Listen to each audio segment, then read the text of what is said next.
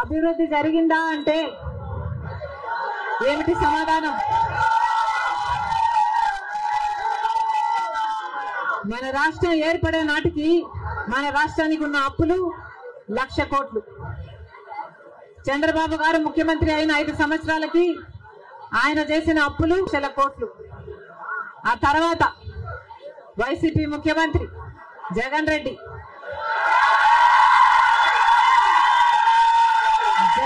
గారు చేసిన అప్పులు 3,00,000 కోట్లకు పైన.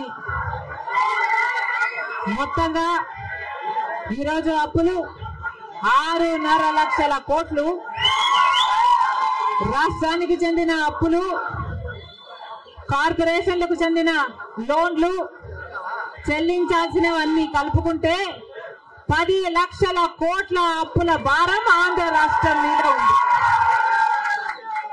మరి ఇంత అప్పులు చేశారే, ఇన్ని డబ్బులు తెచ్చారే, మరి రాష్ట్రంలో ఏదైనా అభివృద్ధి జరిగిందా అని భూతద్దం పెట్టి చూసినా ఎక్కడా కనిపించదు. రాజధాని ఉందా? రాజధాని కట్టగలిగారా? రాజధాని కట్టడానికి డబ్బులు లేవు. కనీసం ఒక మెట్రో అయినా ఉందా? ఆంధ్ర రాష్ట్రంలో ఒక్క మెట్రో అయినా ఉందా? విజయవాడలో కనీసం ఒక్క మెట్రో అయినా ఉందా? ఎక్కడా లేదు, కనిపించదు. 10 సంవత్సరాలలో కనీసం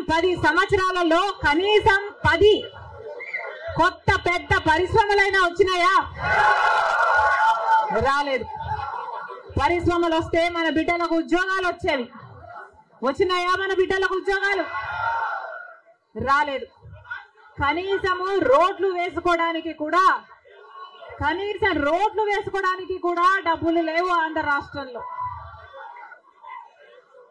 కనీసం ప్రభుత్వ ఉద్యోగస్తులకు జీతాలైనా సమయానికి ఇస్తున్నారా? దానికైనా డబ్బులున్నాయా? దానికి కూడా డబ్బులు లేవు. దేనికి డబ్బులు లేవు. అభివృద్ధి జరగలేదు. కానీ దళితుల మీద జరిగే దాడులు మాత్రం 100కు 100% పెరిగాయి.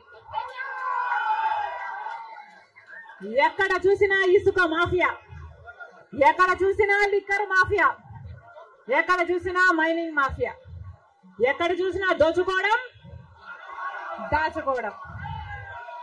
ఇంతకంటే ఏం జరిగింది?